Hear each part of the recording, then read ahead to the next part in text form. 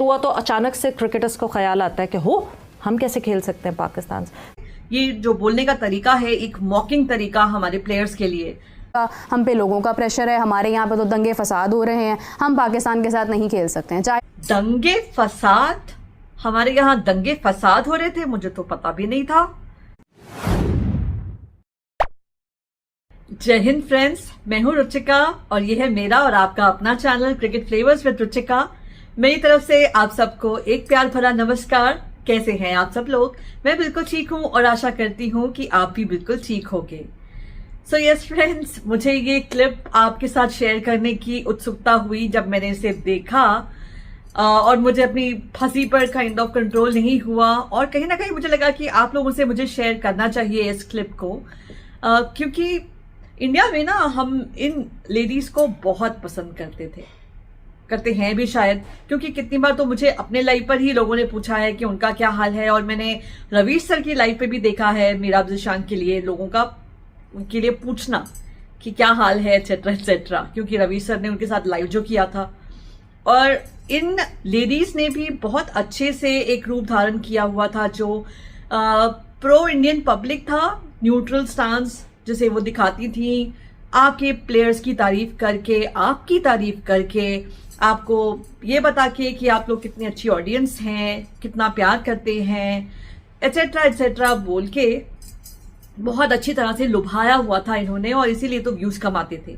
अब मीरा जिशान जो नई थी इस पूरी फील्ड में, as an anchor also she is new on Samaa TV, the same channel as where Sawera is the anchor, और ऑब्वियसली यूट्यूब में भी उन्हीं के स्टेप्स फॉलो कर रही थी। इन्होंने देखा जब सवेरा कर सकती है तो मैं क्यों नहीं, मैं तो उनसे भी यंग हूँ, गुड लुकिंग हूँ, एटसेट्रा एटसेट्रा।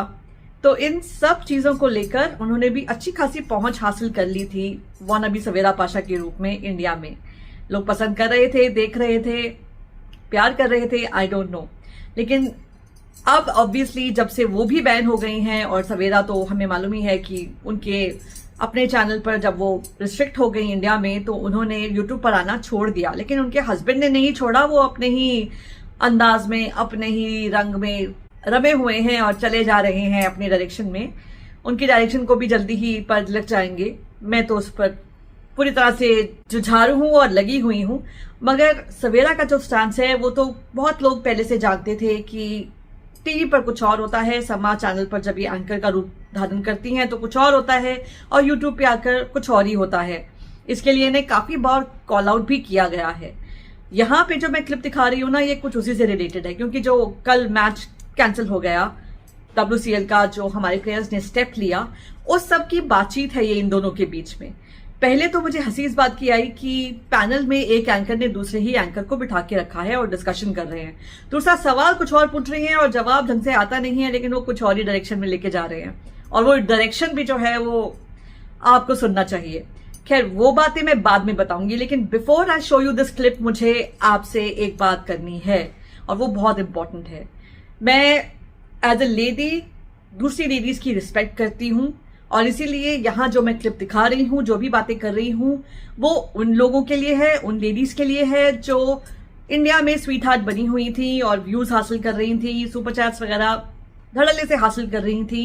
इंडिया पे एक बहुत अच्छा ग्रास्प जमाया हुआ था इंडियन ऑडियंस पे इन्होंने, और इसीलिए मैं सिर्फ इनका रूप दिखाने की कोशिश कर रही हूँ। लेकिन मेरा इन पर पर्सनल कोई भी अटैक नहीं होगा, यानी कि मैं इन्हें for their age, gender, body या कोई भी और कारण से इन्हें शेम नहीं करूंगी। I respect them as a woman and that's what I will continue to do, क्योंकि अगर मैं एक्सपेक्ट करती हूं कि लोग मेरे साथ ऐसा करें तो मैं भी वैसे ही ट्रीटमेंट दूंगी दूसरों को जैसी मैं एक्सपेक्ट करती हूं। और मैं आप लोगों से भी ये एक्सपेक्ट करूंगी कि जो भी आप कमेंट करेंगे उसे मर्यादा की सीमा के अंदर रखते हुए ही, मर्यादा को निभाते हुए ही आप लिखेंगे। एक वुमन की मर्यादा, एक औरत की मर्यादा को ध्यान में रखकर कमेंट कीजिएगा। वो चीजें हैं जिनको मुझे भी सहन करना पड़ा है कमेंट्स में, और जो दूसरे लोग मेरे बारे में बात कर रहे हैं, मेरे सुनने में आता है, मुझे क्लिप्स आते हैं या स्क्रीनशॉट्स आते हैं, I really don't care about them, लेकिन I will not subject another woman to such humiliation on my channel. So चलिए पहले मैं आपको दिखाती हूँ ये छोटा सा क्लिप, और फिर उसके बारे में बात करते हैं। एक तरफ पाकिस्तान और दूसरी तरफ इंडिया आता है, तब भी हैंडल करना बहुत मुश्किल हो जाता है। Pakistan team world champions of legends में खेल रही थी, कोई मसला नहीं था, कोई मसाइल नहीं थे। इंडिया की टीम भी खेल रही थी, सब प्लेयर्स आ भी गए, कोई मसला नहीं था, कोई मसाइल नहीं थे। जब आवाम से बैकलैश आना शुरू हुआ तो अचानक से क्रिकेटर्स को ख्याल आता है कि हो हम कैसे खेल सकते हैं पाकिस्तान से। क्या सिनेरियो स्केच करती हैं आप इससे? देखें, अवाम का प्रेशर नहीं, actually it's the government pressure, और वही अवाम को भड़काते हैं और वही कोई ऐसा मोटो निकाल देते हैं जिसके बाद ये पर्सपेक्टिव बन जाता है कि पाकिस्तान के साथ नहीं खेलना। नहीं, बट टीम तो गई ना, इंडिया की टीम गई, इंडिया के प्लेयर्स गए, कोई आंखों पे पट्टी बांध के तो उनको लेकर नहीं गए। स्केड्यूल आपको पहले से मिल जाता है, बिल्कुल ऐसे ही है। लेकिन I would say they play very well, उनकी वजह से उनके मुल्क की पहचान बनती है, but unfortunately they are just puppets in front of the government and in front of the board. Is in fact board भी वही रोल प्ले करता है, जो मोदी साहब ने कहना है वो उन्होंने करना है, जबकि वो इतना अच्छा खेलते हैं और वो इतने टैलेंटेड हैं कि उनको इज्जत देनी चाहिए, उनसे पूछना चाहिए कि आप क्या चाहते हैं, बट उनकी गवर्नमेंट बहुत ज्यादा स्ट्रांग है। अभी राजा साहब एग्जीबिशन मैच था ना Meera, this had nothing to do with that. An exhibition match, world champions of legends का। अभी वो मैच मिस हो गया तो इट मींस कि एशिया कप में भी यही होना है। एशिया कप में भी इन्होंने करना है, इन्होंने इवेंचुअली आकर ही कहना है हम पे प्रेशर है अवाम का, हम पे लोगों का प्रेशर है, हमारे यहाँ पे तो दंगे फसाद हो रहे हैं, हम पाकिस्तान के साथ नहीं खेल सकते हैं, चाहे वो हाइब्रिड पर हो चाहे वो कहीं पर भी हो। I don't think so they will play with Pakistan. दंगे फसाद, हमारे यहाँ दंगे फसाद हो रहे थे, मुझे तो पता भी नहीं था।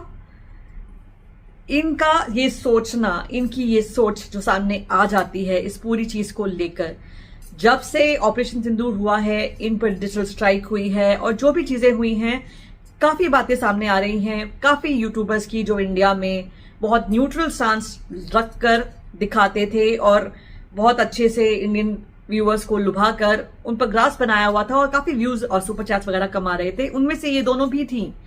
मीरा जो थी वो अपकमिंग थी, अलग अलग कोलैबोरेशंस करके और बार बार लाइव आके अपने व्यूज दिखा रही थी, अपने बारे में नॉर्मल बातें वगैरह कर रही थी, and people were enjoying her content and that is the reason why she was cut off from Indian views.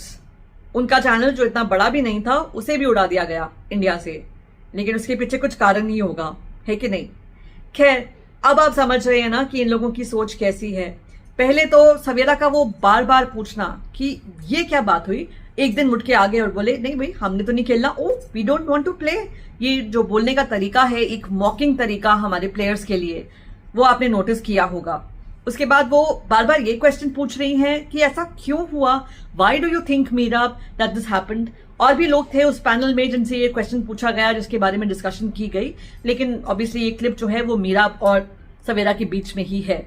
तो जब ये क्वेश्चन पूछ रहे थे तो मीरा बजाय इसके कि उसका जवाब दे पाए, जो उनके पास शायद होगा भी नहीं, कि क्यों ऑल ऑफ अ सडन इन लोगों ने प्रैक्टिस भी किया था वगैरह वगैरह, सब कुछ हुआ था, और ये कोई बायलैटरल सीरीज नहीं है, कोई आईसीसी इवेंट नहीं है, कोई ऐसा इवेंट नहीं है जिसकी कोई वैल्यू है, कोई एडिशन, कोई कुछ भी है, तो फिर भी ऐसा क्यों हुआ।